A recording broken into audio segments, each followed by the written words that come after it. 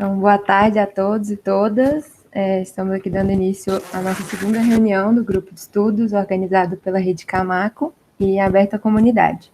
A Rede Camaco é um projeto de extensão formado por professores e alunos da Universidade Federal de Itajubá, campus Itabira, e que se propõe a buscar e desenvolver tecnologias sociais, fomentar a economia solidária e promover o desenvolvimento social na região de Itabira. Estão presentes aqui hoje os professores Leonardo e Raoni, coordenadores da Rede Camaco, a professora Mariana, colaboradora do projeto, a Poliana, bolsista do projeto e expositora do tema de hoje, a Marina, o Leonardo e eu, Marjorie Cristina, que também somos bolsistas do projeto.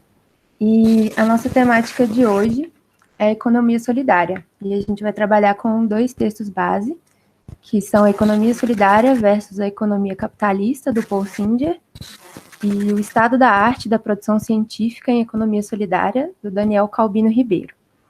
Eu passo, então, a palavra para a nossa expositora de hoje, a Poliana, e, na sequência, a gente abre para discussão com duração máxima até às 16 horas. Obrigada, Marjorie. Boa tarde, gente. Eu vou começar, então, falando sobre o texto Economia Solidária versus Economia Capitalista, do Paul Singer. Foi um economista e professor, foi o fundador do PT também, autor de muitas obras importantes sobre economia solidária. O Paul Singer começa o texto falando sobre a solidariedade versus a competição, apontando que não há sociedade que exista sem a solidariedade. Na sociedade capitalista, faz perceber as pessoas sendo competitivas e solidárias em diversas situações do cotidiano, ou mesmo dentro do trabalho. A competição, ela acaba prevalecendo ao cooperativismo, muitas vezes.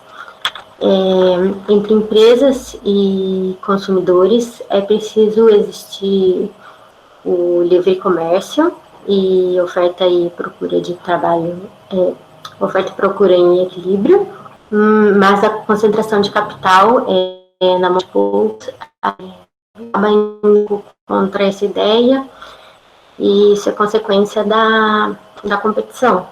Ele comenta que existem as competições oligopólicas, que são de poucos vendedores, e oligopsônica, de poucos compradores.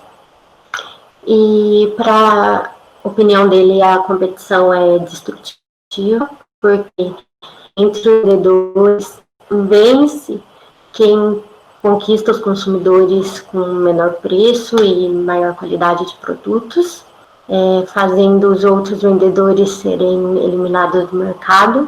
Em empresas, os poucos vencedores sobem de posição hierárquica quando são promovidos e eliminam quem não foi.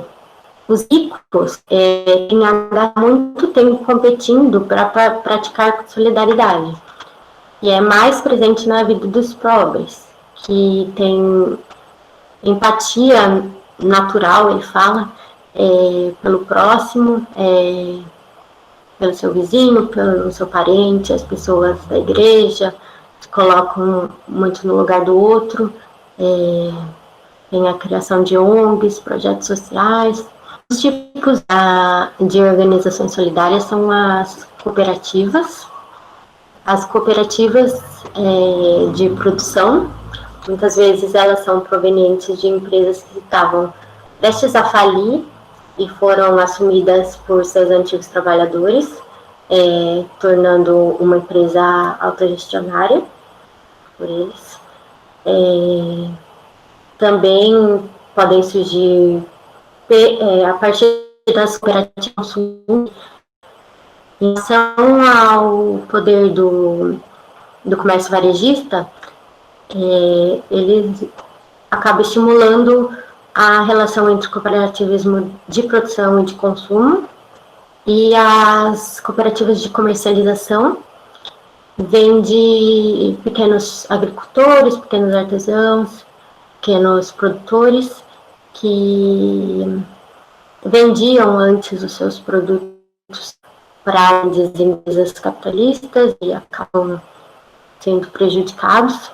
O Paul Singer comenta que cada nova cooperativa é uma aventura que passa pelos tempos heróicos, os quais não há lucro nenhum para os associados, eles recebem só o que eles precisam para sobreviver, né? E desses tempos passados, vão crescendo as funções, carga horária, remuneração, são estabelecidas, né, de acordo com as aptidões dos trabalhadores e a dedicação deles. Todas as decisões são feitas a partir de votação nas assembleias, inclusive para essa parte das funções.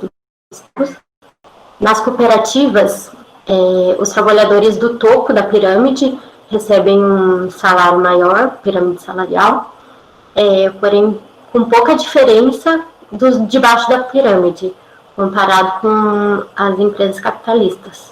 E devem haver sempre pessoas suficientes para uma divisão de tarefas na produção e na gestão. Não pode, a empresa pode fechar por não ter pessoas suficientes.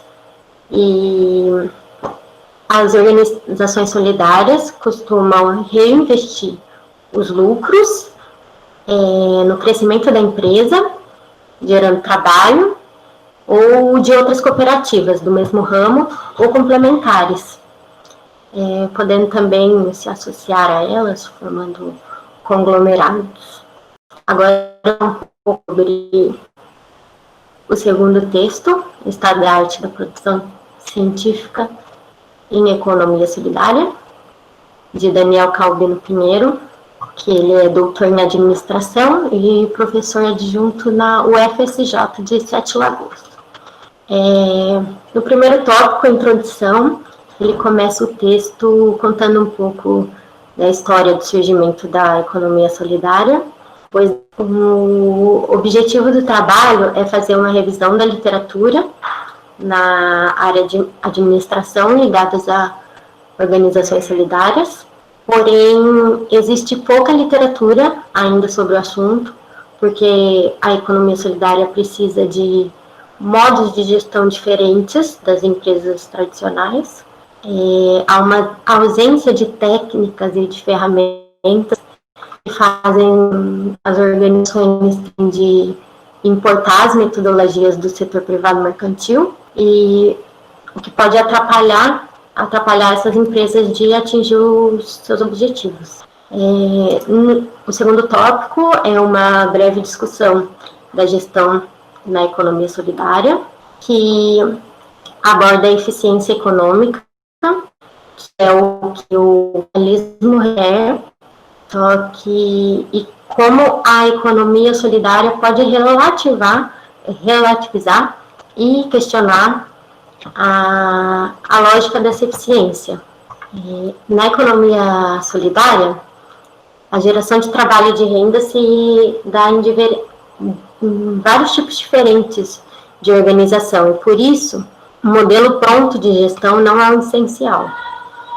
A gestão coletiva, com propriedade como dos meios de produção, sem hierarquias e múltiplos objetivos, são características da economia solidária, que vai contra o lucro como único objetivo e a separação de classes que a gente está acostumado a ver. Em um dos estudos, Andion diz que existem 4 dimensões da gestão na economia solidária.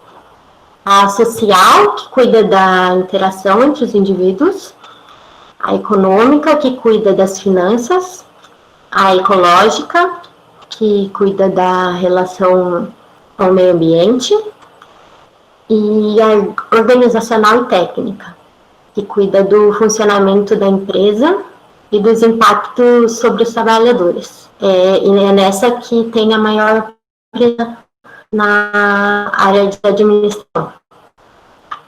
A economia solidária ainda carece, né, de um referencial teórico na área de economia de administração. No tópico 3 de metodologia, a pesquisa abordou sobre a gestão em fontes de diversos países, sempre na área administrativa, de organizações coletivistas, de gestão, trabalho. Foi feita uma análise prévia do título e do resumo de cada trabalho, e 4 questões nortearam a pesquisa, que foi as visões sobre o discurso de neutralidade da gestão, instrumentos de gestão propostos, natureza do trabalho e objetos de estudo e dimensões de gestão abordadas. Com isso foi, então, realizado um mapeamento geral desses e propôs a significação da gestão na economia solidária. No tópico 4, resultados, foi observada uma baixa quantidade de trabalhos internacionais, mesmo que por movimentos críticos de estudo organizacionais. No tópico sobre neutralidade da gestão, os trabalhos foram classificados entre pesquisas que veem a gestão como ideológicas, neutras, que o assunto não foi identificado. O autor se surpreendeu com a alta porcentagem de trabalhos que veem a gestão como ideológica, e a maioria da literatura europeia e anglo-saxã veem a gestão com neutralidade e a latina como ideológica. No tópico da natureza dos trabalhos, eles foram colocados como teórico-empíricos e empíricos. Ressalta-se a produção dos trabalhos teóricos brasileiros, o que pode levar à falta de inovação. Os objetos de estudo foram, na sua maioria, organizações solidárias de pequeno porte, mas seria importante que esses trabalhos também abordassem diversos tipos de organizações, porque um modelo de gestão que serve para pode não funcionar bem para outra. Na metodologia científica, a gestão na economia solidária é tratada como ontológica, que é uma metodologia filosófica que questiona o quê? A essência da coisa. A epistemológica, que vê questões mais profundas, como o porquê, quando, como. Analista, que foi a maioria dos trabalhos, ou seguindo os princípios que devem reger a economia solidária. E para uma ressignificação ontológica, é importante a consideração de práticas como práticas não mercantis, autoestima dos indivíduos, atenção no sistema. Na epistemológica, práticas como a adoção de princípios que promotam a cada organização, uma informalidade maior. Entre os princípios cita-se a coletividade e politecnia, que engloba a autogestão e a rotatividade dos trabalhadores entre funções. Alguns estudos fazem a adaptação das áreas tradicionais da administração, mas é importante destacar que as finanças devem sempre considerar o interesse de todos os associados, consumidores, comunidade, todos envolvidos, a produção, a contabilidade e o marketing social, dentro do contexto da economia solidária, deve ocorrer sem exploração entre os parceiros e com todas essas técnicas e ferramentas sendo repensadas. É isso, então. Vou abrir para discussão agora. Quem quiser se inscrever aí do lado, no chat. Bom, então eu posso começar? Mas é bom, eu acho que tem 2 jeitos, né, de fazer essa análise. Fazer de coisas específicas que os autores falam e também falar geral. Eu vou tentar primeiro falar o geral, assim, que a impressão sobre os dois artigos, e aí depois a gente pode citar exemplos do texto para ilustrar, enfim, quem quiser falar de forma geral também, fica à vontade. Então, eu li primeiro o texto do Estado da Arte, da Economia Solidária, e esse texto, acho que assim, a primeira questão enfim, que eu acho que dificulta a discussão sobre economia solidária é o tipo de método que foi utilizado no artigo, porque é uma revisão bibliográfica sistemática, né, que é um levantamento bibliográfico do máximo de informações, né, publicadas em artigo científico, teses, dissertações e congressos relacionados ao tema de economia solidária e termos correlatos. E aí, duas questões eu acho que dificultam a compreensão nesse tipo de artigo, que o primeiro é tentar quantificar ou assim, tentar interpretar qual que é a abrangência de um conhecimento científico a partir da quantidade de publicações que tem sobre o tema. Então, eu acho que isso é uma questão que a gente tem que, enfim, avaliar, né, ou ter em mente na hora de fazer análise desse artigo.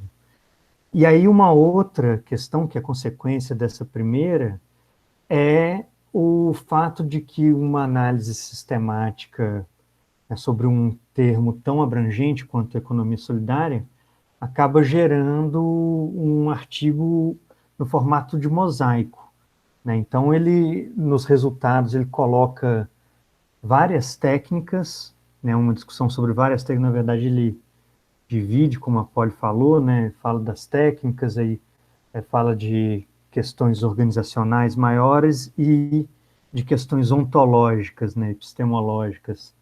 Mas mesmo nessa divisão, isso acaba ficando difuso, fica difícil de compreender, porque é esse formato de mosaico, pequenas informações sobre temas diferentes que a relação entre eles não fica tão clara.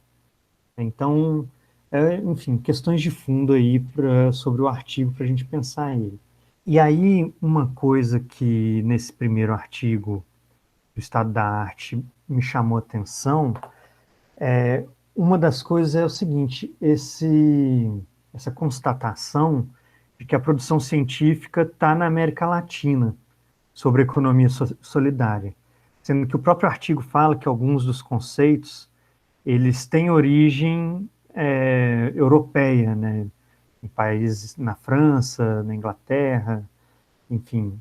E uma coisa que eu senti falta também, até para justificar essa origem europeia, é da origem da economia solidária, a partir lá dos socialistas utópicos, né, do Fourier, enfim, agora eu não lembro o nome de todos os socialistas utópicos que, de certa forma, foram os primeiros a tratar da cooperação, da autogestão e dessas formas alternativas de economia. E é interessante esse fato da América Latina tratar desse tema com maior... Enfim, ele não fala isso no texto, mas eu pensando aqui, duas coisas, tipo uma introjeção mesmo de um conceito ou de uma proposta europeia, que é para tentar se adaptar aqui no Brasil, e essa produção científica vem nesse sentido de adaptar uma proposta europeia de economia solidária, e como a gente vai ver no artigo do Paul Singer, os meus comentários, porque ela não necessariamente tenta discutir as características econômicas, né, da América Latina, né, de como que essa economia solidária se insere nesse contexto socioeconômico. Porque, muitas vezes, como o estado da arte demonstrou, ele parte muito das técnicas, né, de fortalecimento da democracia, da autogestão, mas sem discutir o que impossibilita essas técnicas de serem implementadas sobre bases solidárias.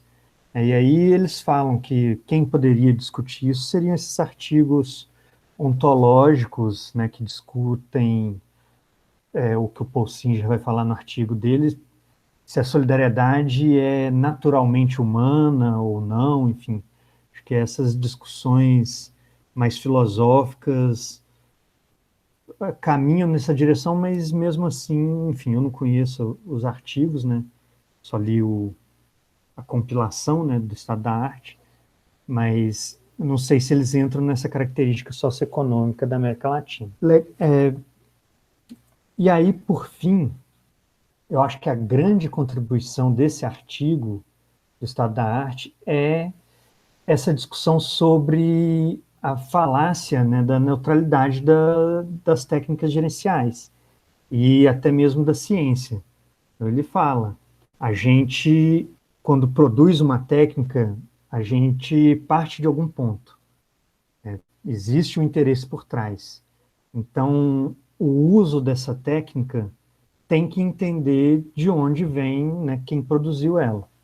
Então, aí ele vai citar vários exemplos como as técnicas de empresas capitalistas não podem ser simplesmente colocadas numa empresa solidária, porque elas vão trazer junto a ideologia, né, da competição. Enfim, falando assim bem leve, eu tenho críticas mais duras, eu acho que assim a questão de pensar da romantização, né, a romantização da economia solidária que esse artigo da Estado da Arte ele faz. Só que para falar disso, eu acho que eu prefiro tratar do artigo do Paul Singer, porque isso é mais escancarado. Mas só no estado da arte, uma questão que me chamou a atenção é quando ele fala das técnicas de contabilidade, né, que a contabilidade capitalista ela é quantitativa e conta dinheiro, sendo que a contabilidade da economia solidária tem que contar também qualidade de vida, aí ele cita alguns outros aspectos. Eu acho que quando a gente faz, enfim, parece que esquece que mesmo sendo um empreendimento solidário, ele ainda está inserido dentro do capitalismo. Então, para sobreviver no ambiente capitalista, ele vai ter que ter uma renda que possibilite a sua sobrevivência, como empresa solidária. E aí entra o do Paul Singer, né, onde essa romantização, né, que eu, enfim, não tem como a gente usar um termo mais brando, acho que é isso, a romantização da economia solidária e da própria solidariedade, né, como intrinsecamente humana e tal. Não que eu discorde, eu acho que a solidariedade é natural e a competição é antinatural também. Só que eu acho que a gente vive numa estrutura social, econômica, que é antinatural por si. Então, o modo de produção capitalista nos coloca numa estrutura competitiva que é impossível não sermos competitivos. E aí, em vários âmbitos, né? Como empresa, como país, como pessoa e tudo mais. Acho que negar a competitividade é um policiamento que a gente tem que fazer na estrutura capitalista, né? Bom, e aí então, para ser mais... Eu anotei vários pontos, né, do Paul Singer, principalmente dessa questão dessa romantização. E aí, mas uma coisa que eu queria falar é o seguinte, o que eu acho que foi mais interessante no artigo do Paul Singer é essa tentativa de comparar a economia solidária com a economia capitalista.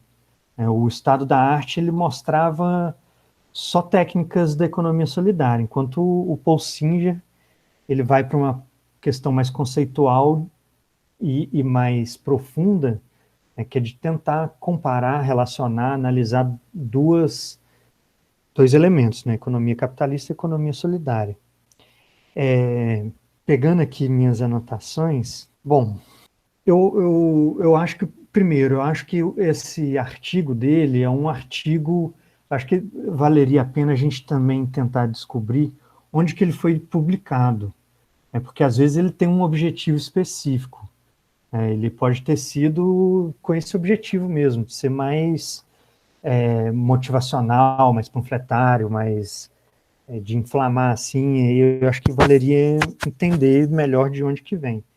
Até porque ele trata de conceitos econômicos complexos de uma forma bem direta e ele não faz citações, né? Praticamente não faz citações ao longo do texto, é um texto corrido. Então, acho que tem essa ressalva também aí. Mas, bom, ele começa falando da economia capitalista a partir do conceito clássico do livre mercado, né? Que a competição no capitalismo vem do pressuposto que as empresas estão colocadas em um ambiente de livre mercado, né, na competição pura, e que, ou seja, existem infinitas pessoas oferecendo, né, e infinitas pessoas demandando. Essa é a competição pura, né, essa livre competição.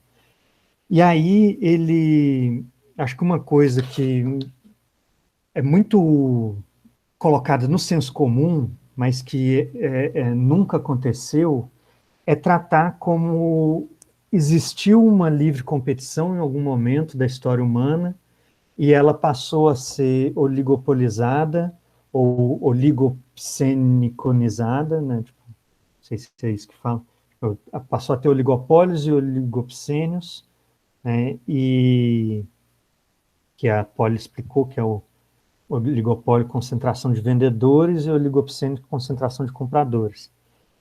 E aí isso veio como uma anomalia que estraga a competição pura do capitalismo, né? Sendo que nunca existiu na história, né, do capitalismo qualquer ambiente de competição pura, de competição simples. Pelo menos eu nunca ouvi falar, nunca li, nunca vi em nenhum lugar. Bom, e aí, acho que primeiro é isso, é um problema tratar essa estrutura concentrada como uma anomalia, ela é mais uma tendência do que uma anomalia. E aí entra a questão, né, para não gastar muito tempo também, a questão da solidariedade como algo natural. Só antes, acho que a Polly chamou a atenção da competição destrutiva, acho que a gente vale falar também disso, que ele também fala que aquela competição ela é destrutiva num um teor de pejorativo, como também se fosse uma anomalia, sendo que essa é exatamente a função, a destruição, ela é necessária, né, porque é a destruição de competidores, como o próprio Paul Singer vai tratar ali, e a destruição como, porque assim, ele parece que ele trata a competição como um fim em si, né, um fim do capitalismo, sendo que a competição é um meio, né, o fim é a acumulação de capital, e é essa acumulação de capital que precisa dessa destruição. E porque a destruição, ou em outros termos, a, a captura ou a alienação, enfim, outros termos que eu acho que, na minha interpretação, pode ser comparados, né? Não sei se o Paul Singer usou nesse sentido, mas eu interpretei assim, é o objetivo, né? Ou, na verdade, é o meio da acumulação, de conseguir o objetivo que é a acumulação de capital. Bom, Aí uma coisa, ou seja, então, para concluir isso daí, essa acumulação, essa destruição gera a pobreza e precisa da pobreza para continuar se reproduzindo. Que o Paul Singer, ele fala também que o sistema dominante ele não resolve esses problemas, né? Mas enfim, não é a intenção dele resolver, porque ele cria, o objetivo é criar. E aí a solidariedade é essa questão que eu acho que a gente, ele é importante, eu acho que a gente tem que ter uma, enfim, eu acho que existem, não é uma questão abstrata, utópica, eu acho que existem muitos exemplos, como o próprio Paul Singer cita, de solidariedade concreta, mas ela não pode ser tratada como algo que está fora da estrutura social onde as pessoas estão inseridas, né? Então, a questão de classe, né, eu acho que uma... Ele fala que a solidariedade é sempre dos pobres. Aí eu pensei, pô, a questão de classe. A solidariedade com a classe dominante, ela não existe, né, e vice-versa. É sempre uma relação de conflito, antagonismo. Então, assim, o pobre ele é solidário sempre? Não, com a classe dominante ele nunca é solidário, e vice-versa. E o pobre ou o trabalhador, ele é solidário entre si sempre? Não necessariamente. É para começar a competição, né, o mais óbvio assim, a competição por emprego, né? A economia solidária vem aí como uma alternativa de emprego e renda, só que, enfim, ela é ínfima perto da economia no geral. Então, a competição é por emprego e entre trabalhadores. E é isso. Vou encerrar por aqui. Tem mais coisas, mas acho que já falei demais. Muito bom, Léo. A gente pode voltar depois também nesses tópicos que você comentou, e você pode falar novamente, né, o restante. Mas vamos passar agora para a fala da Mariana. Primeiro, como bióloga, e falando do texto do Paul Singer, me assusta bastante. E, assim, é um debate muito complicado essa questão de naturalizar comportamentos, sejam eles quais forem, assim. Pode ser falar no sentido de, o homem é bom, ou o homem é mau, o homem é solidário, o homem, né? Qualquer coisa nesse sentido, de generalizações, assim, me parece muito incorreta. Então, eu acho que a gente melhora o nosso entendimento sobre a sociedade, pensar onde aquele homem ou onde aquelas pessoas, em que sociedade elas foram socializadas, elas cresceram. Então, o que elas foram expostas para ter aquele tipo de comportamento. Acho que é uma análise mais acertada, assim, do que pensar nessa naturalização biológica, tanto para um lado quanto para o outro, né? Então, isso meio que me deixou, assim, queria fazer esse apontamento. O texto do Paul Singer, eu acho que eu concordo com o Leonardo sobre essa questão de ser um texto com pouco rigor acadêmico, no sentido de não ter tantas referências, ter alguns termos muito complexos que são só colocados, né, sem melhor destrinchar. Mas para um primeiro, né, para um primeiro acúmulo, eu achei interessante, né, ele colocar essa questão da concentração de capital, porque quando a gente olha para a sociedade hoje em dia, a gente vê fusões de grandes empresas, né, a todo momento, sempre as grandonas englobando as pequenininhas, né, esses cartéis generalizados. Então, ele explica ali muito bem, né, são produtos muito padronizados, mesmo que feitos por pessoas diferentes, por empresas diferentes, com o mesmo preço, né, então a gente consegue ver isso no nosso dia a dia muito claro, essa acumulação, essa concentração, como ela ocorre, né, como que a economia capitalista ela se organiza. E é importante também trazer para a nossa realidade, para o texto que a gente estava lendo na semana passada, que é a questão da Bolsa de Valores, né? Ele dedica 1 ou 2 parágrafos sobre isso, e falar de mineração é basicamente falar de mercado financeiro, né? Então, como que essa competição ela existe entre empresas na Bolsa de Valores, visando sempre a expansão, né, de lucros. Então, as empresas elas têm que trabalhar a curto e médio prazo, né, com esses relatórios, para que tenham, né, sempre investidores, que as ações estejam sempre em alta e que para que a gerência não perca o controle sobre a empresa, né, para que não tenha uma perda de controle sobre os grandes grupos. Então, é importante pensar nisso, né, pensar nessa questão da Bolsa de Valores e pensar na mineração, como Itabira está à mercê desse sistema de lucros e dessa gerência. E aí, ele cita uma coisa interessante também, que eu acho que a gente pode discutir mais aprofundado, que é a competição, ela é válida, mas na economia capitalista, né? Mas ela é válida só até um certo limite.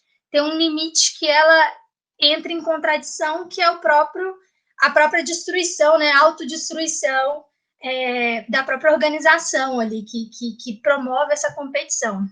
E é interessante entender esse limite, onde que ele está, assim, e queria conversar um pouco melhor sobre isso. Outra coisa que eu notei bastante foi a questão da mídia, né? Tem um parágrafo só sobre isso. Como que um estilo de vida competitivo e uma lógica competitiva, ela nos é colocada a todo momento, né? Então, os campeonatos de futebol, os campeonatos de beleza, os campeonatos, tudo é uma lógica de ganha-perde e que isso é reproduzido em vários momentos, né? E reproduzido em várias outras escalas menores. Então, o quanto a gente é bombardeado por uma lógica competitiva. Achei também que existe uma romantização muito grande da economia solidária, no sentido de que dessa questão, né, de pensar assim, a religião ela vai pensar nessas questões mais gerais de solidariedade. E quando a gente olha para o dia atual, a gente vê muitas religiões, né, muito fundamentalismo religioso, que prega o contrário, né, que prega também o individualismo. E não existe essa religião, ou pelo menos na minha visão, não está estabelecido na sociedade que sempre a religião vai construir laços ou construir relações solidárias. Então, isso existe, mas existe um outro ponto também, né? Um contraponto. Então, acho que a gente tem que tomar muito cuidado, né, com a questão dos termos, de ser crítico também, né, a todos os exemplos, e pensar que a economia solidária ela é necessária, né, nesse sentido, porque é um respiro, assim, uma forma de respirar dentro de uma sociedade que é extremamente capitalista, né? É pensar outros valores, é pensar outras possibilidades dentro dessa sociedade.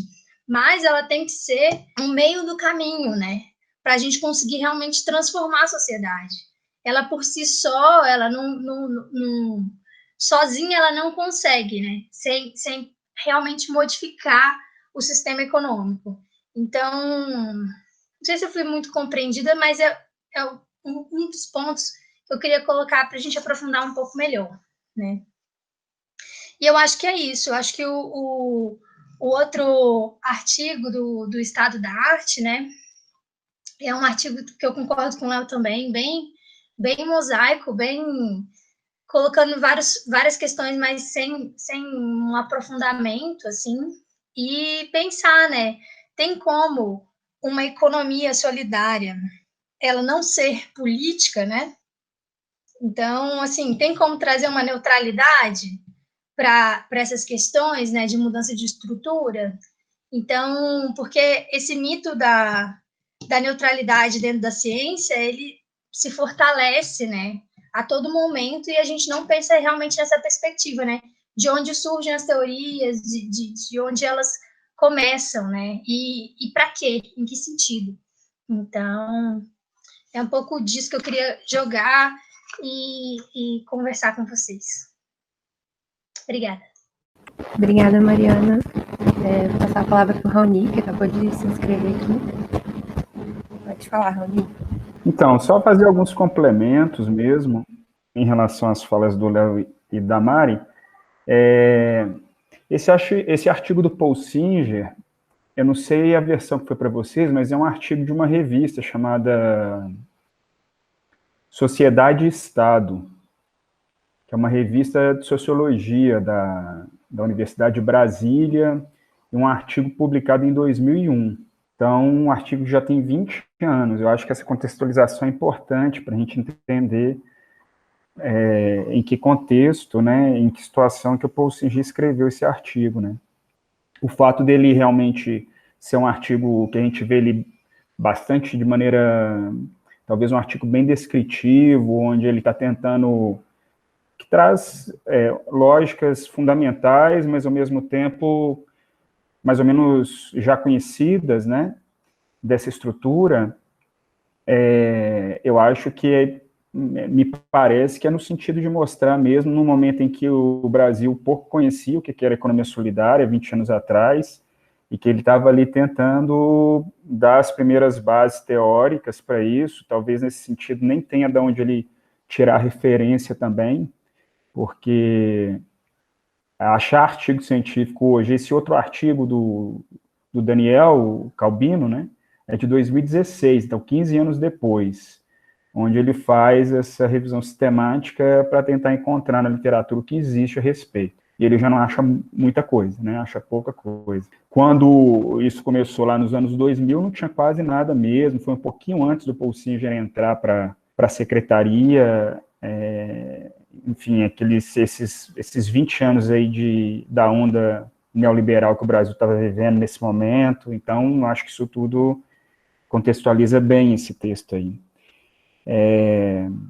E assim, eu acho que ele cumpre, eu acho, de maneira interessante essa função de fazer essa primeira discussão entre capitalismo ou entre solidariedade e competição, colocando melhor assim, que eu acho que a primeira introdução toda que ele faz no artigo é nesse sentido, né, de mostrar essas diferenças, de mostrar que a lógica capitalista ela vai ser sempre de competição, e sempre numa lógica de competição é uma lógica destrutiva, né, que ela existe para destruir um monte de coisa, um monte de gente. Então ele faz essa discussão no início, e eu não acho, na verdade, eu não vejo tanto essa visão romantizada, nem em nenhum artigo, nem em outro, para falar a verdade, assim.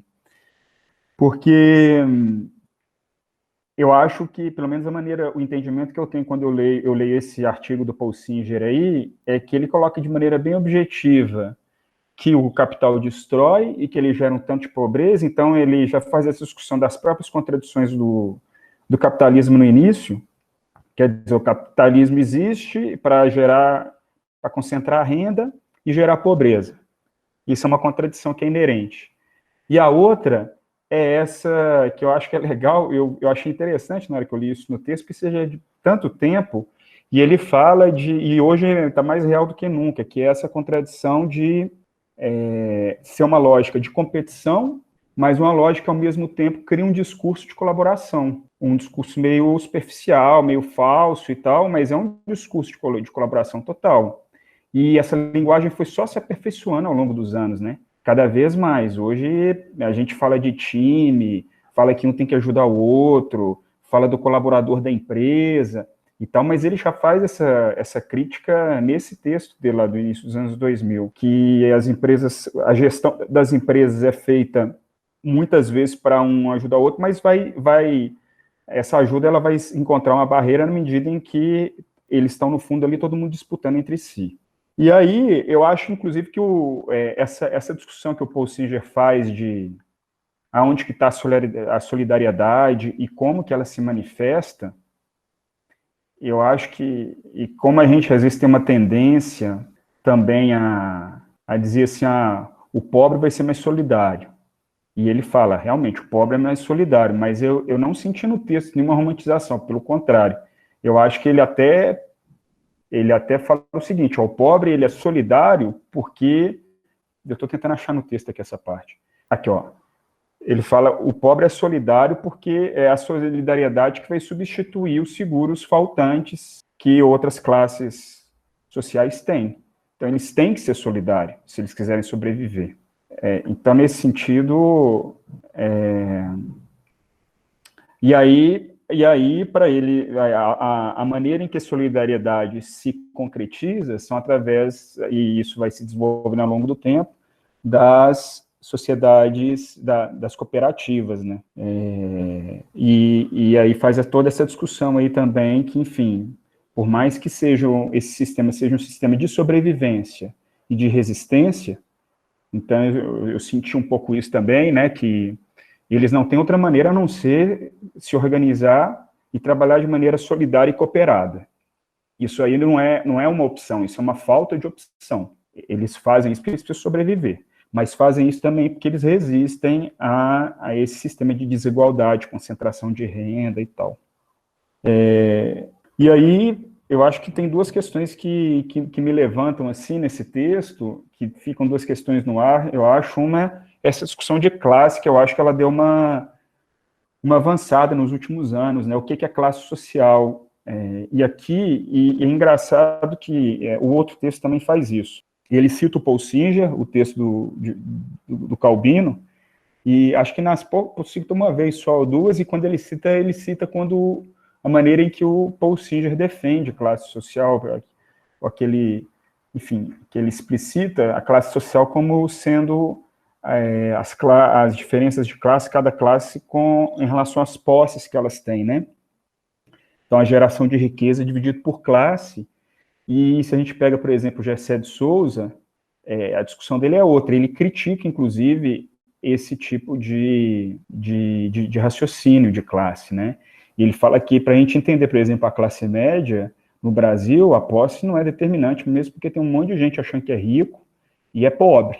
Então, a divisão de classe não está só na posse em si, isso vai se tornar limitado, né? Mas está muito mais nas condições de trabalho e de vida que cada uma das classes conseguem ter. Então, uma classe média é uma classe em que o estudante ele consegue, o filho do casal consegue ir para a escola de manhã, consegue voltar à tarde, ficar em casa, fazer aula de inglês, fazer aula de natação, ter uma alimentação mais ou menos com essas características, são outros critérios, são outras bases para a gente entender o que é classe social, né? Essa é uma questão, e a outra é essa que a Mari colocou, se isso resolve o problema, não resolve, né? Enfim, acho que esse texto também, ele evoluiu, só antes de tocar nesse ponto, esse texto evoluiu também muito, eu acho que ele fala muito de cooperativa, que acho que é uma outra crítica que eu acho que deve ser feita, mas pelo momento desse artigo, é que a gente não pode pensar em economia solidária só falando de cooperativa, né? E o texto dele só desenvolve isso daí, cooperativas de produção, e ele vai defender a concretização da economia solidária dentro das cooperativas. É claro que em 20 anos o número de empreendimentos solidários certamente explodiu exponencialmente, né, no Brasil, e aí a gente vê empreendimentos solidários nas mais diversas formas possíveis, e muitas delas não sendo cooperativas dessa maneira que a gente conhece e concebe, né? A própria nossa atividade lá na Pedreira é um empreendimento, não vou falar foi, né, porque ele não terminou necessariamente, é um empreendimento solidário ali, né, o que a gente fez ano passado. E aí, por fim, eu acho que essa discussão é uma discussão que a gente não vai conseguir, talvez, dar continuidade nela agora, mas o Paul Singer, ele defendia que isso já é a própria revolução, né? Ele defendia que a economia solidária ela vai ruir o sistema por dentro. E que, enfim, explicitamente ele não queria mudar a estrutura capitalista, ele achava que não era esse o caminho. para poder destruir o capitalismo, mas destruí-lo por dentro através dos empreendimentos de economia solidária. Enfim, essa é uma discussão gigantesca. Mas esse é o entendimento. Eu já vi ele falando isso explicitamente aí, e ele foi muito criticado, sempre foi muito criticado, a economia solidária é muito criticada nesse sentido.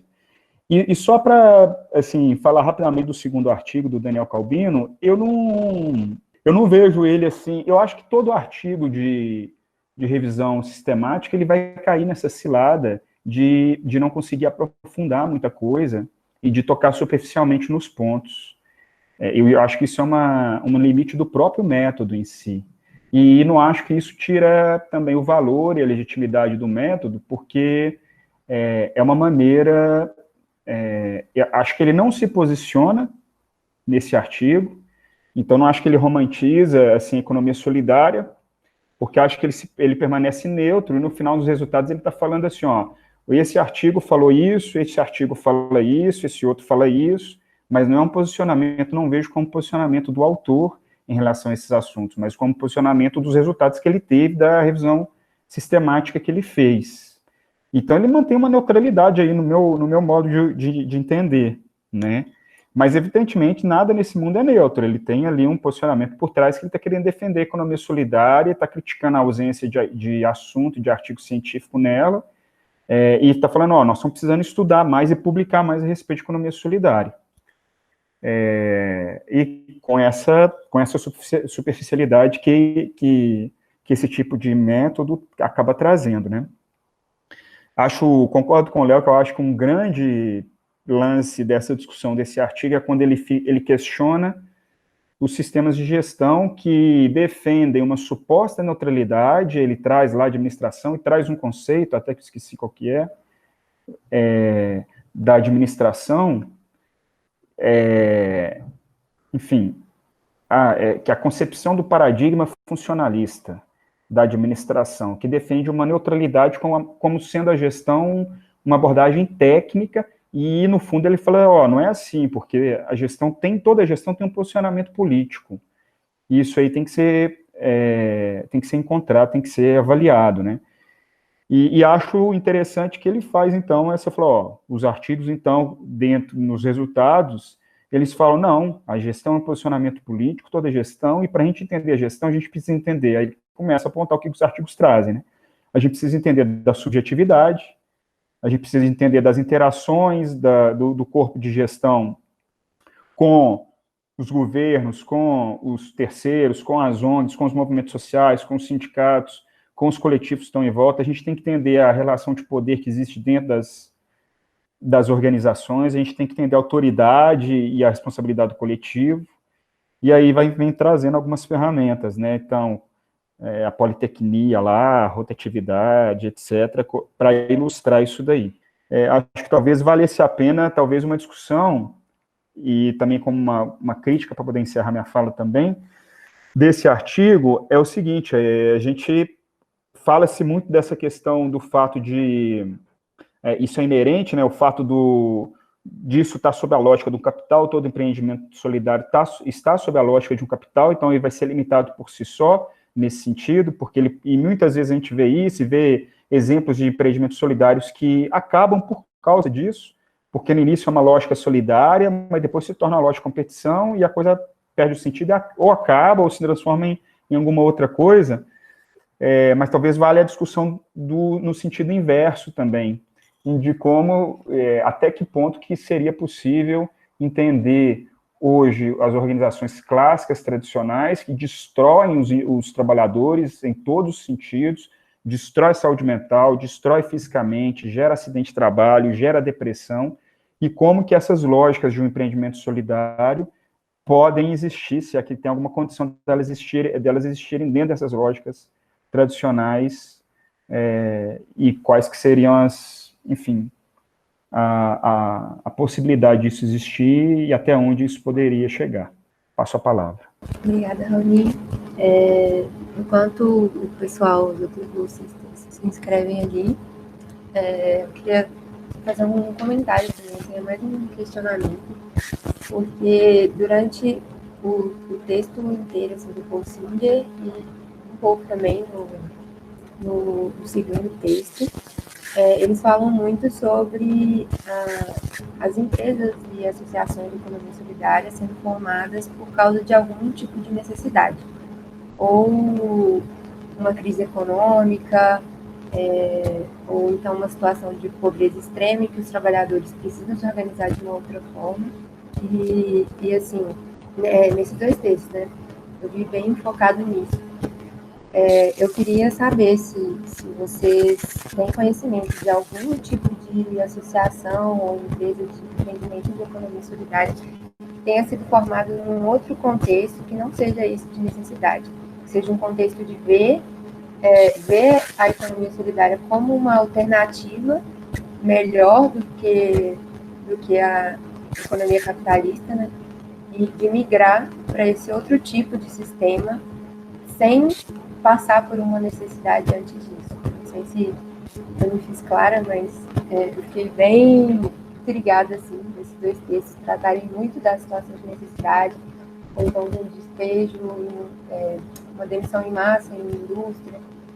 E eu queria saber se vocês têm conhecimento de algum outro formato de formação desse tipo de empreendimento.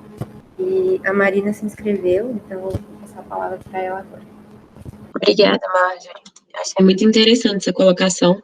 Também é uma dúvida pertinente para mim, se há o surgimento dessas cooperativas a partir de ver na economia solidária uma oportunidade e não a solução do problema causado pela economia capitalista. Também é uma coisa que eu sempre vejo.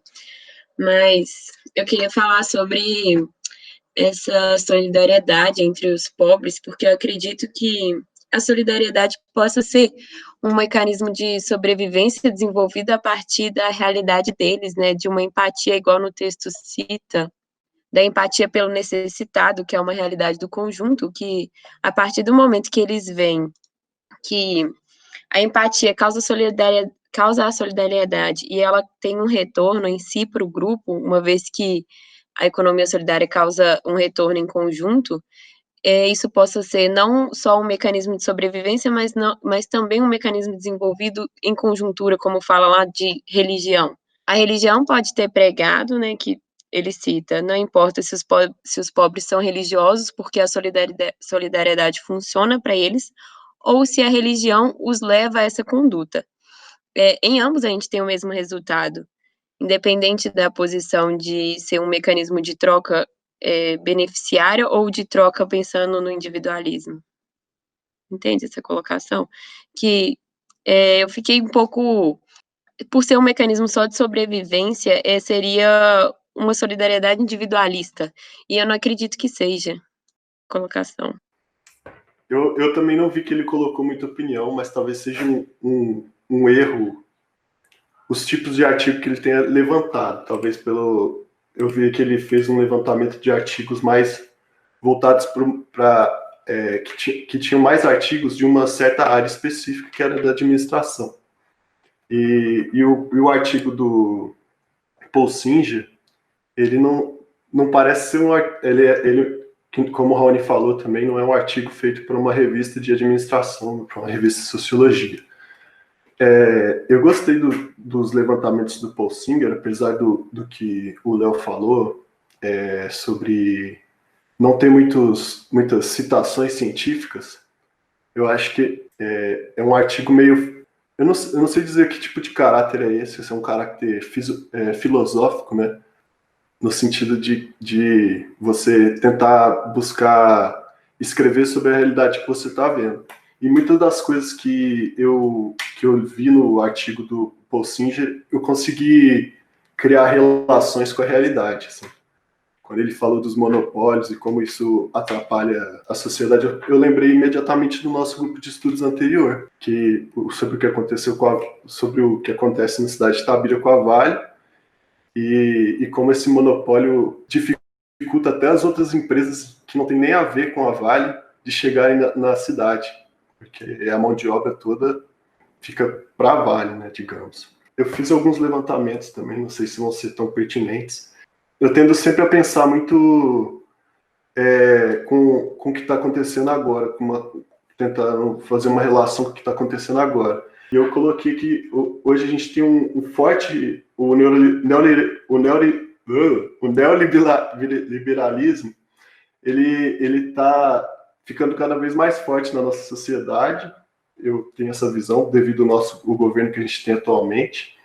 E a gente vê tanto nas mídias sociais também uma constante propagação de técnicas milagrosas de enriquecimento e plataformas criadas para isso e tudo mais. E parece que a classe média baixa, a classe baixa também, qualquer pessoa que tem acesso às mídias sociais atualmente, cai muito nessas falácias que acontecem nas mídias sociais. Porque entram nesse pensamento com muita esperança. E eu fico pensando se a mídia social tem esse impacto na nossa sociedade, se a gente vai começar a ver uma resposta por parte de iniciativas mais solidárias, ou se futuramente a gente não vai ter. É uma preocupação que me deu. Passo a palavra para quem quiser falar. Obrigada, Léo. A Polly, uma fala também.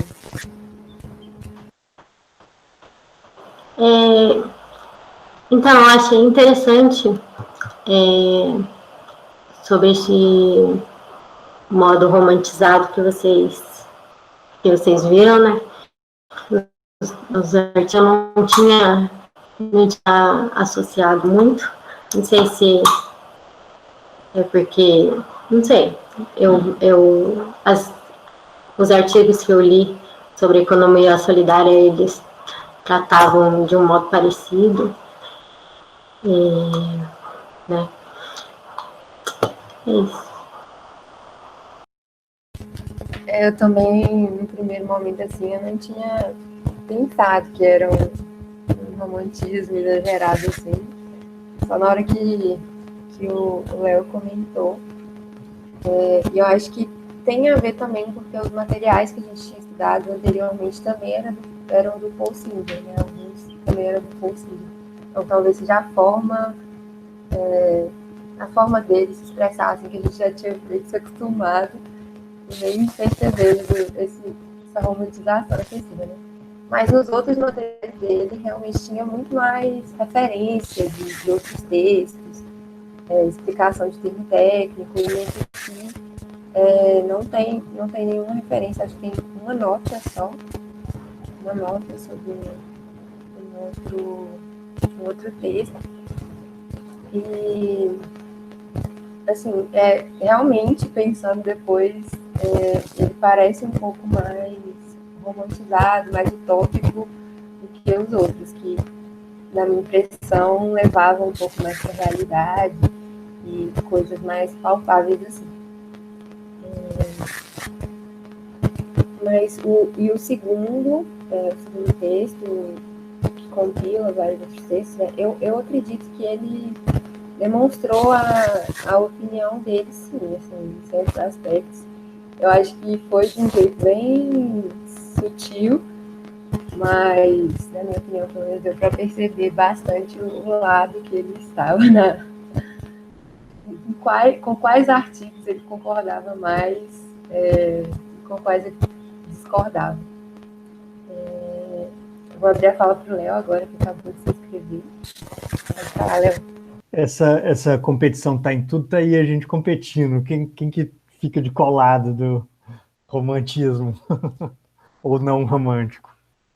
Não, mas eu acho que essa rodada foi bem interessante, coisa que eu também não tinha percebido, vocês comentaram, e eu acho que essa é a função, né, de grupo de estudo. Eu acho que o primeiro encontro mostrou a importância desse tipo de atividade e agora a gente está aí, enfim, só confirmando de novo como que ler coletivamente, né, estudar coletivamente é muito melhor do que sozinho. E dito isso, eu queria comentar de algumas coisas que não deu tempo de eu falar e também que vocês provocaram aí algumas reflexões também. Primeiro, essa questão que o Paul Singer fala, que eu acho que a gente precisa entender melhor, que é da competição externa, competição entre empresas e a cooperação interna, a cooperação na produção. Acho que isso daí é um elemento muito importante, porque é uma das primeiras evidências, assim, não sei lá se é primeiras evidências, mas é uma das evidências do modo de funcionamento do próprio capitalismo. A competição entre as empresas ou a divisão social do trabalho, né, quantas sapatarias vão ter numa cidade, quantos postos de gasolina, quantas escolas, e aí por aí vai, tudo isso se dá de forma anárquica. É a competição que vai regir isso. Então, qualquer fator, inclusive modismos, né, enfim, influências mais diversas, podem fazer um setor da economia pipocar e outros decaírem, e isso não significa que vai se manter assim, essa anarquia, né? Sempre vai ter uma... não é bom usar o termo anarquia, não, porque anarquia significa outra coisa. Essa confusão aí, enfim, sem ordem nenhuma, não tem ordem nem coordenação nenhuma o mercado, né? Então, o funcionamento do mercado, essa competição. A única ordem que existe na competição é a do monopólio, é a tendência monopolista. Então, aí volta nessa questão da competição destrutiva, que não existe também, pelo menos em termos de economia política, não existe outra forma de competição que não seja destrutiva.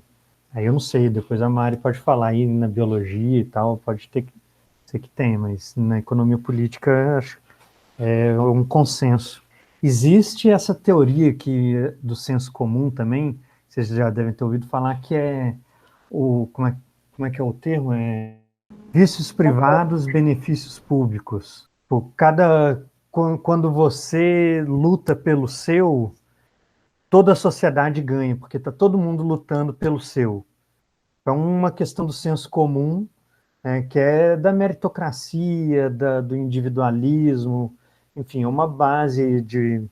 Enfim, estou contando tudo isso para falar dessa lógica da competição das empresas, né, essa competição que o Paul Singer fala, para comparar ela como uma contradição com a coordenação ou a cooperação interna.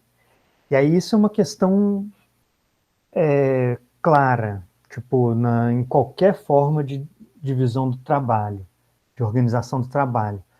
Todo trabalho é racional, interno à empresa, ou pelo menos assim, a tendência é a inversa da competição, a tendência é coordenar, ou seja, se tem um posto de trabalho que demora 2 unidades de tempo para produzir parte da peça, a próxima vai ter uma que demora 1 unidade de tempo, eles vão pôr 2 trabalhadores nesse posto de trabalho e 1 trabalhador nessa.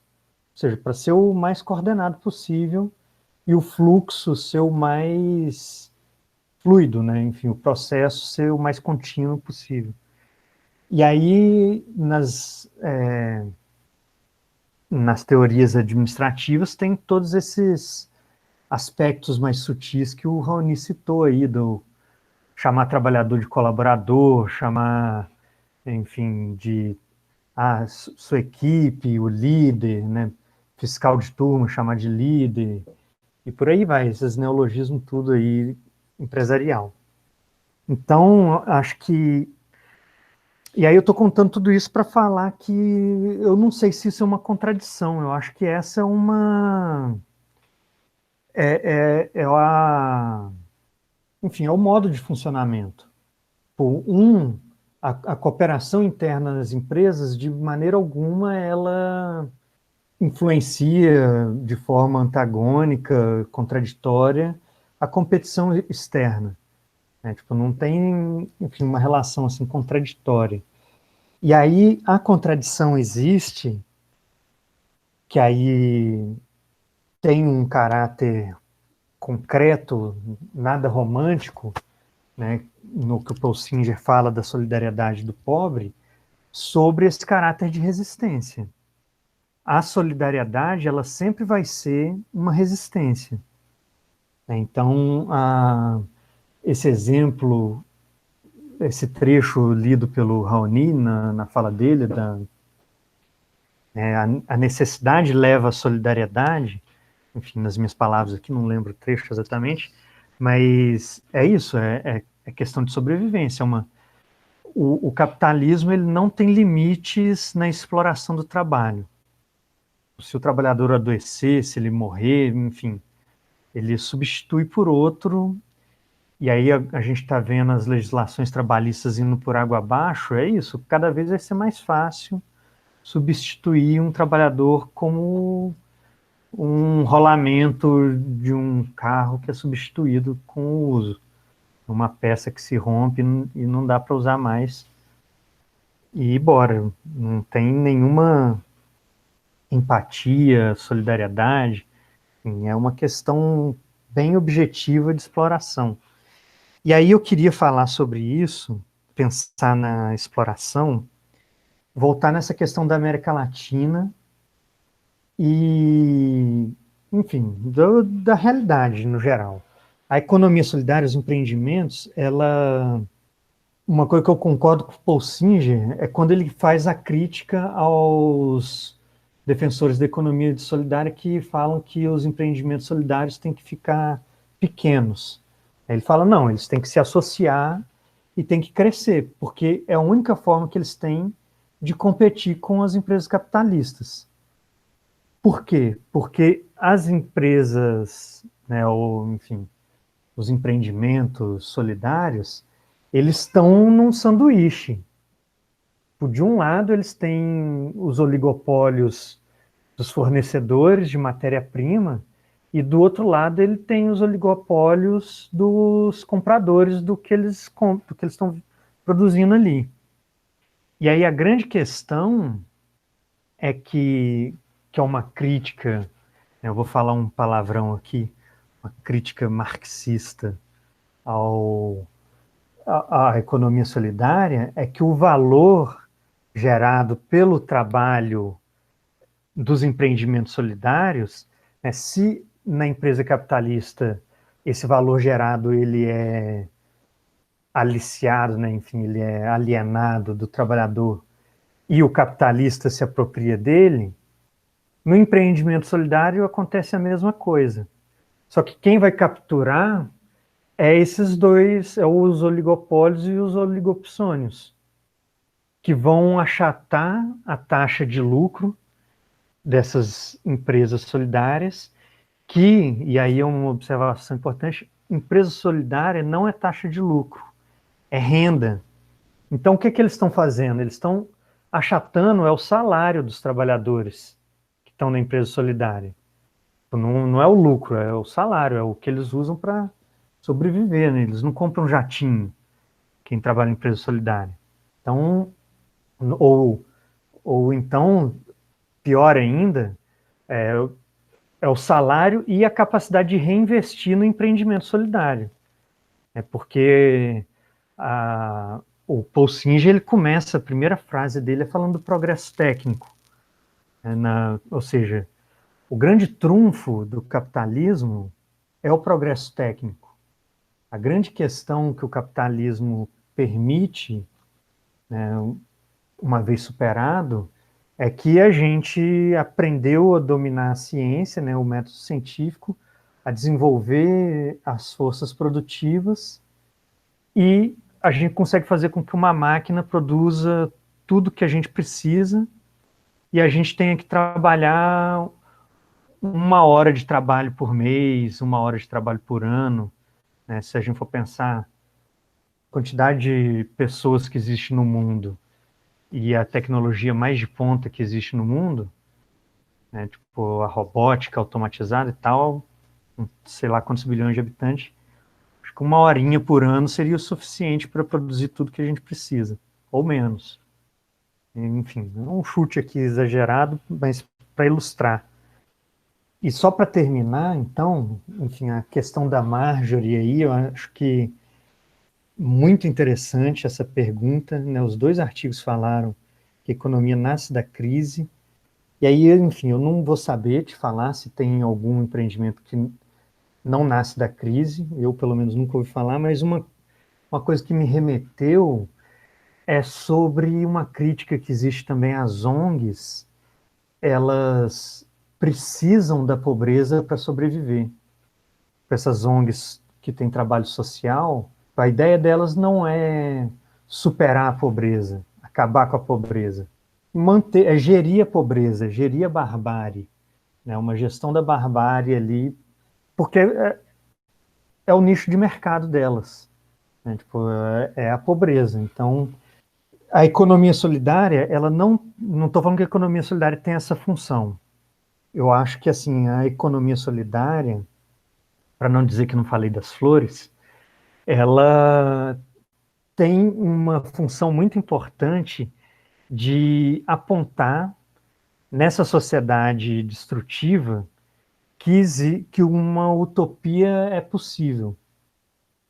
Uma utopia ela pode ser realizada, ela pode se concretizar e os empreendimentos solidários eles são exemplos concretos de uma utopia que quer que a sociedade inteira se organize sob bases solidárias, que supere os conflitos de classe, né, as contradições de classe, de gênero, raça e tudo mais. E, enfim, eu vou deixar para o pessoal aí discutir a questão da Marina. Obrigada. Vou passar para a Mariana agora. Primeiro, eu queria começar falando que eu estou gostando muito também dessas discussões, dos nossos encontros aqui, discutindo textos teóricos. Acho que sinto muita falta disso e é muito bom poder discutir e poder apontar questões divergentes. Isso enriquece, acho que todo mundo que participa, né? Olhar por esse outro lado, pelas diferentes visões. Então, nada do que a gente está falando aqui precisa de se tomar um partido de um lado ou do outro, de uma coisa ou outra. É mais no sentido de apontar as diferentes questões e que faça a gente pensar, que a gente tenha todos esses acúmulos, né? E as nossas opiniões e o que a gente constrói, né, de pensamento crítico, ele vai se moldando ao longo da vida com essas discussões. Então, esse primeiro ponto. A segunda questão que eu queria falar é deixar bem claro assim o que eu disse para não ficar confuso para ninguém, é que pensando tem que se ter muito cuidado com usar a biologia nos discursos sociais. É isso que eu quis falar. Então, por exemplo, taxar algum comportamento humano como bom ou mal, como se faz em diversos locais, gente. É natural do ser humano ser dessa forma ou ser dessa forma? Na minha visão, é um erro, porque não existe isso respaldado pela ciência, pela biologia, e o que se tem de mais aprofundado sobre isso é que a gente é realmente socializado para ter esses determinados comportamentos. Então, quando eu trouxe, por exemplo, que a gente está numa sociedade que o tempo todo está colocado para a gente essa questão da competição, das mais diferentes formas, na escola, em qualquer notícia, jornal, novela, né, nas competições de futebol, arte, tudo que... Arte um pouco menos, né, mas também existe em entretenimento, que eu quis dizer. O nosso subjetivo, né, as nossas questões de como a nossa mente é moldada, ela vai ser moldada a partir disso. Então, a gente tem que pensar em como viver nessa sociedade com todas essas influências e pensar diferente, né? E ter uma vivência diferente. Isso é talvez uma coisa muito difícil, né? Muito complexa. Então, é isso que eu quis colocar, assim. Cuidado com os argumentos biológicos para comportamentos humanos. E aí, colocar aqui, quando se pensa, por exemplo, a religião, por que eu achei que ele romantizou? Depois dessa discussão, eu não vou ler agora, mas vocês leiam de novo, assim, com um olhar talvez mais crítico na página 105, o começo da página, que ele vai falar exatamente as questões que a gente está discutindo, né? Do naturalmente a cultura da solidariedade, ela está entre as pessoas pobres. Toda vez que me vem essa questão, né, do natural, ou mesmo que seja no sentido de substituir seguros faltantes, assim, que o Raoni falou, eu não acho que seja uma questão natural, assim, e eu, lendo isso aqui, eu lembrei de um livro que é maravilhoso, você não deve ler, que é O Quarto de Despejo, da Carolina Maria de Jesus, né? O Diário de uma Favelada. Então, ela fala que, a depender das condições precárias que as pessoas estão vivendo, né? Obviamente, ela era uma catadora de papel, né? Que escreveu um diário. O livro é isso, né? Então, a depender das condições precárias que a pessoa vive, ela vive para viver aquele dia, para viver aquele mês, né? Para passar aquele período. Então, o nível de precarização humana que o capitalismo ele pode formar, ele não vai permitir essa solidariedade instantânea, inata, natural, assim.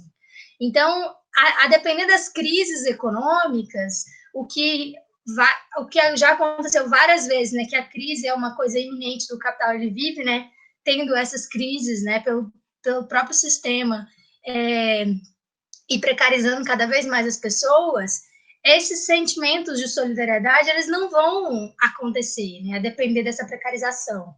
Então, acho que é isso que a gente tem que pensar, né, a sociedade que a gente vive, o Brasil, a Itabira, e olhar para a nossa realidade.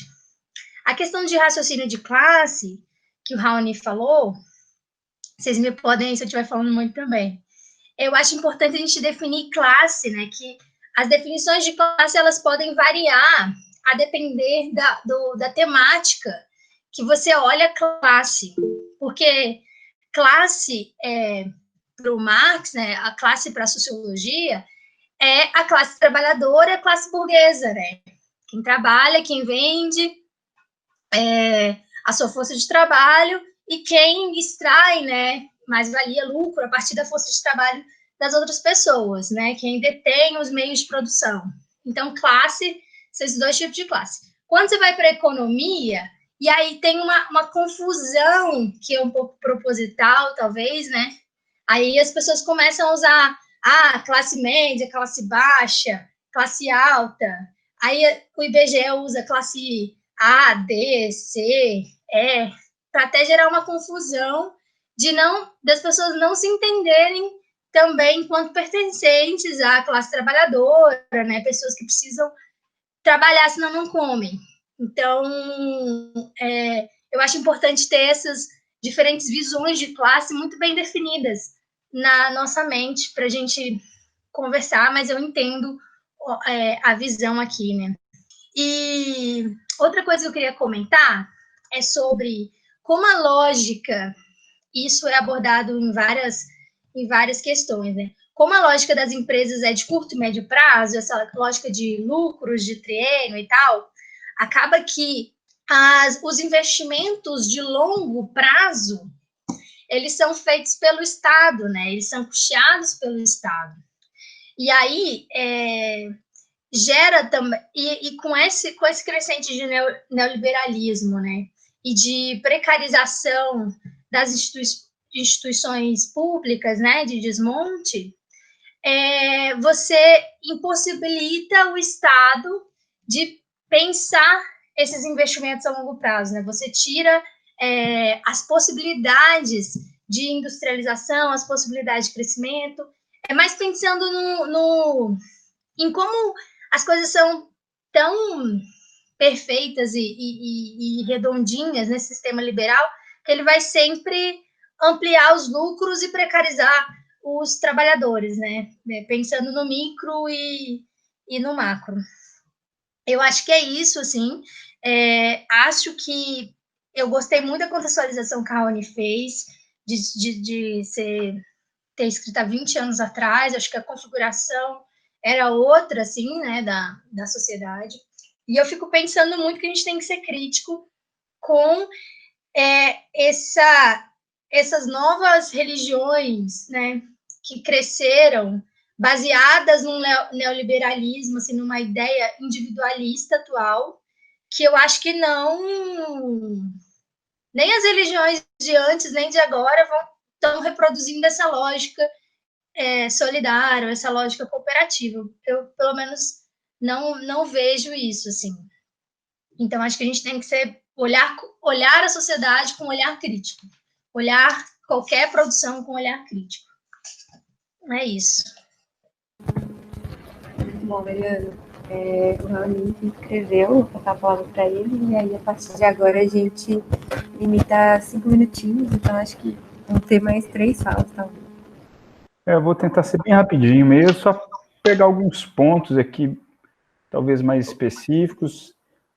Concordar com vocês, que acho que o exercício é ótimo, esse exercício que a gente faz também, acho que isso tem um valor enorme. Não sei se vocês, como alunos, têm essa percepção, assim, mas é uma coisa que enfim, a gente criar espaços de discussão de qualidade não é um exercício simples, entendeu? Então, quando aparece, assim, é super importante a gente tentar aproveitar, porque é onde a gente aprende, eu acho, né? São nesses momentos.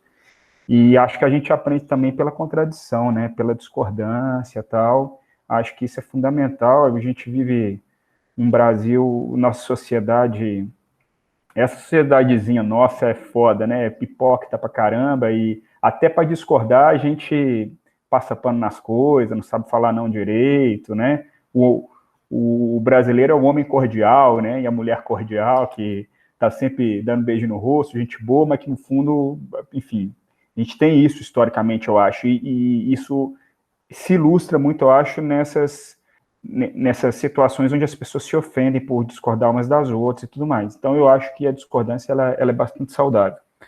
Eu acho, já que a discordância é saudável, deixa eu discordar aqui em algumas coisas. Não, Léo, a questão da contradição interna na empresa, eu acho isso muito forte, cara, essa lógica entre um discurso que é criado também pela gestão e a vida real, o dia a dia, onde você tem o tempo inteiro as pessoas, o que é muito real, assim, os setores competindo uns com os outros. Então, você tem contradição que vira situação muito caricatural, até nas charges lá do livro que o Thomas fez com a gente. É exatamente isso, é o setor da segurança brigando com o setor da manutenção, o setor da manutenção brigando com a produção brigando com a qualidade, está todo mundo brigando entre si, mas na festa da empresa no final do ano está todo mundo falando que é um time só, que está todo mundo unido, que nós vestimos a camisa da empresa aqui e tal. E internamente nos setores também, dentro do setor de segurança, a gente brigando, porque mesmo que seja uma briga mais sutil, mas no final do ano, os caras têm uma avaliação individual junto com o chefe deles, e o chefe premia o melhor. E é assim que funciona, né, na indústria, principalmente indústria de processo, de transformação, é assim que funciona, é essa lógica. Então eu vejo isso muito assim no dia a dia.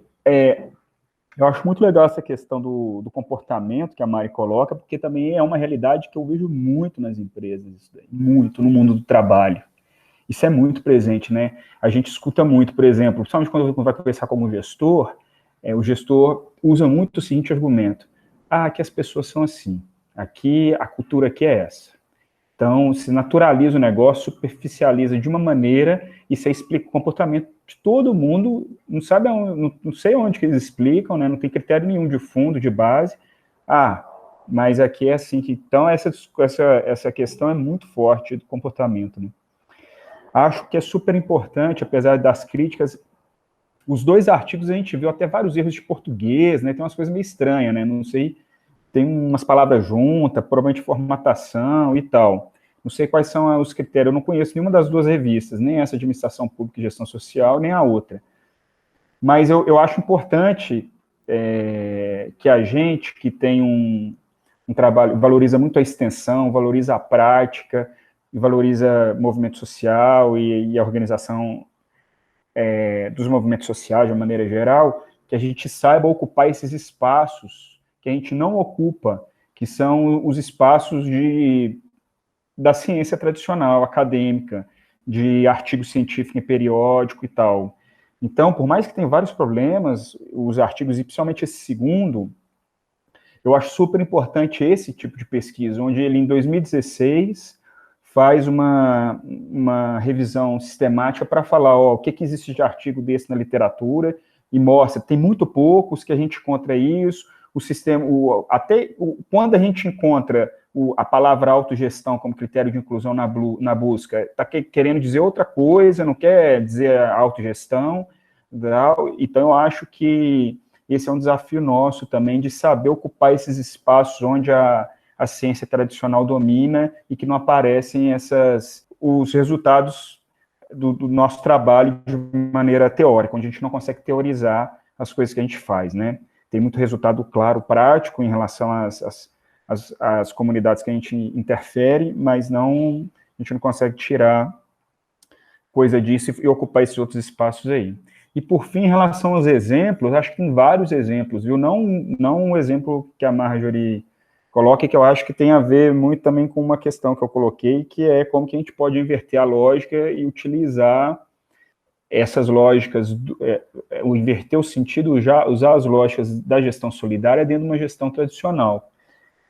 Também não conheço exemplo onde isso funciona, talvez exemplos onde as pessoas tentam utilizar alguns dos princípios dentro, e aí a gente vai encontrar algumas coisas nesse sentido, mas não um empreendimento efetivamente solidário que se inicia numa outra lógica, né? Mas não sei se vocês conhecem, tem um cara aí que é um Ricardo Sandler, não sei se alguém ouviu falar desse cara, que é um cara aí que é um empresário, ele tem uma escola aí que chama Lumiar e tal, aí fez um grupo de estudo na época com Paulo Freire, inclusive, com acho que o Darcy Ribeiro estava, uma galera para tentar criar uma outra lógica de escola, mas ele, muito antes de trabalhar com educação, ele trabalha com empresa, ele é um empresário foda, e um cara que ele tenta mudar a lógica lá dos empreendimentos dele. Depois vocês procuram, Ricardo Sandler. Então, lá o cara define, nas empresas dele, o cara define quanto que ele acha justo ele receber, todo mundo sabe o salário de todo mundo,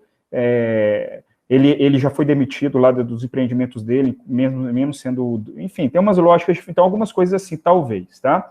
Agora, os empreendimentos que eu acho que vale a pena a gente conhecer mais a fundo para entender como que eles funcionam, e eu acho que até para a gente, essa discussão de romantismo, utopia que existe, eu acho que a gente pode se situar melhor e se posicionar melhor em relação a isso quando a gente entende exemplos concretos, né? Quando a gente sai da discussão teórica e vai para os casos práticos. Só aí que eu acho que a gente vai tomar alguma posição, se é utopia ou não é, se é romantismo ou não é. E nesse sentido, eu acho que vale muito a pena a gente discutir a fundo alguns casos no futuro, individualmente, cada um fazer os seus estudos, mas a gente ter esses momentos para discutir os casos. Por exemplo, aqui no Brasil, tem vários exemplos, mas talvez o Banco Palma seja um dos mais importantes, que é um pessoal lá do Ceará, da periferia de Fortaleza, que pela especulação imobiliária saiu nos anos 80 lá das praias, foi ocupar um outro terreno lá no fundo, na periferia, que é um bairro chamado Palmeiras, e aí eles começaram vários movimentos internos lá, né, inclusive de estourar cano de água que passava debaixo deles e servia a cidade, mas não servia a eles, e coisas do tipo, né? Então eles iam lá, quebrava tudo, tem uma história assim de resistência forte, e depois de falar assim, não, vamos pensar aqui como que a gente pode fazer o dinheiro circular aqui dentro, ao invés de sair daqui. E eles começam a entender que eles eram pobres, mas tinha um dinheirinho que circulava ali.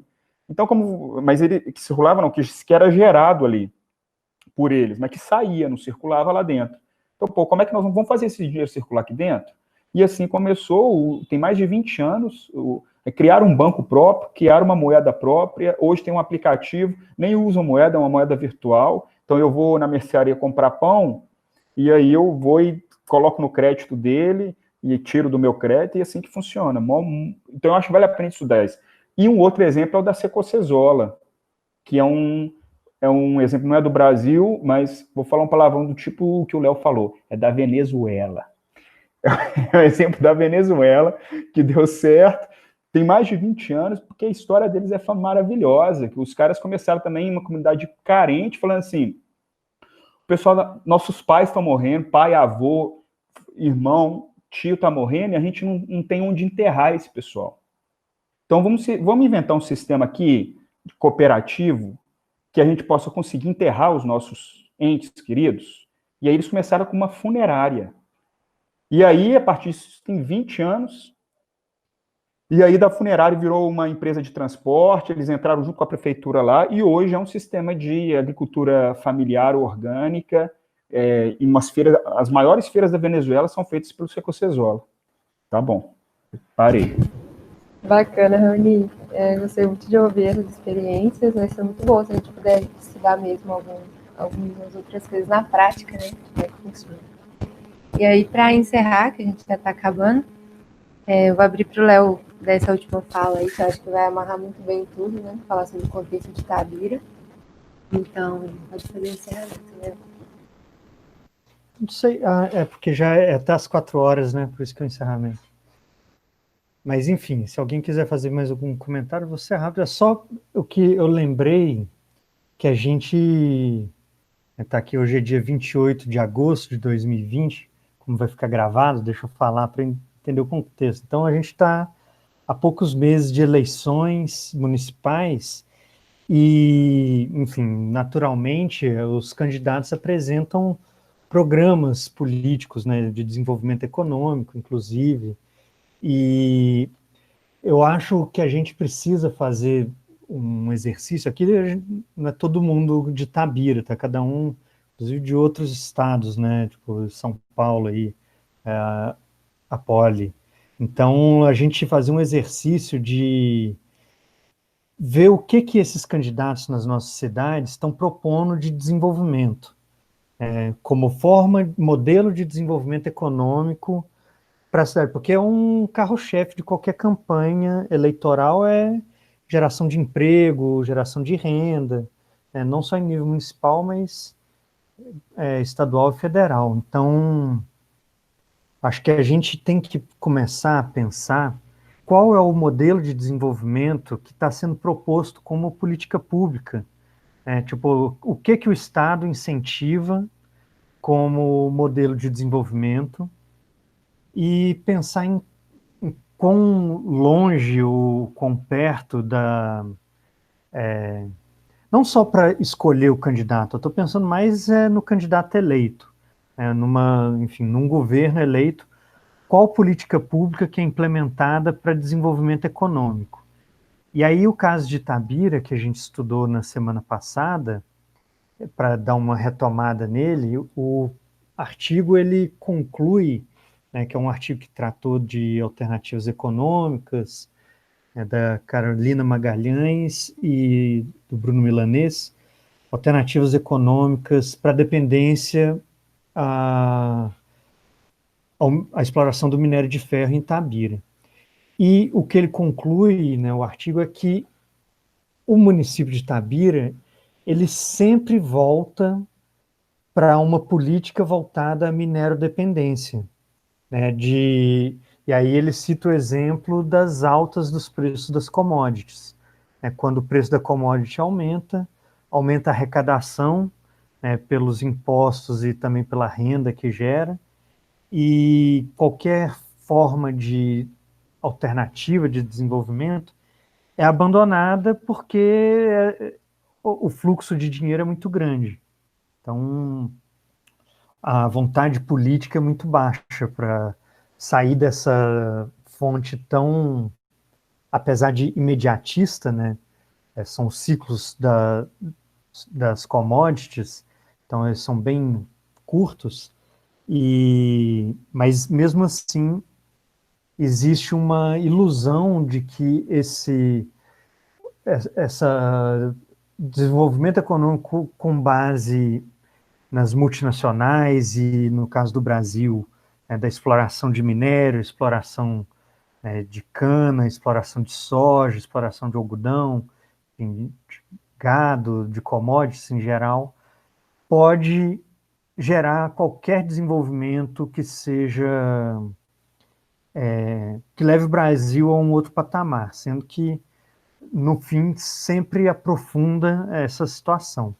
Então é isso, acho que a gente tem que fazer esse estudo da economia solidária pensando nesses casos, pensando nesses conceitos, mas principalmente pensando em qual modelo de desenvolvimento que a gente quer, né, para a nossa cidade, para o nosso estado, para o nosso país, para o nosso continente. Então, acho que é nesse sentido aí. Quem quiser complementar. Não, só falar que eu deixei 2 links aí, um do Fórum Brasileiro de Economia Solidária, falando sobre a experiência da Secocesola, uma matéria, tem um vídeo, tal, legal, e uma tese de doutorado da UFMG também. Quem animar, vale a pena. Bom, E o próprio Paul Singer cita Mondragón também na Espanha, que é um outro exemplo clássico aí da economia solidária, cooperativismo. A tese é do Daniel Calvino, né? E as fábricas ocupadas também, né, que ele cita, e que são exemplos importantes também, que no Brasil, na Argentina, tem vários exemplos aí, né, e aqui no Brasil a gente tem até hoje a Flasco, apesar de estar em dificuldade aí, mas é a fábrica ocupada ainda que permanece.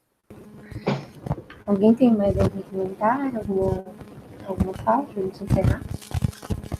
Eu queria só lembrar do quilombo de Campo Grande, né? Que foi ameaçado de despejo tem o quê? Uma semana, né? E comentar, assim, né, das alternativas de resistência e como que o Estado age, né, com essas famílias, assim. Eu acho que a gente tem que ficar atento a essas questões. Muito bom. Então, eu vou encerrar nosso grupo de estudos. Quero agradecer a todo mundo que participou hoje. Valeu, gente. Beijo, tchau para vocês. Legal, gente. Boa tarde. Bom fim de semana.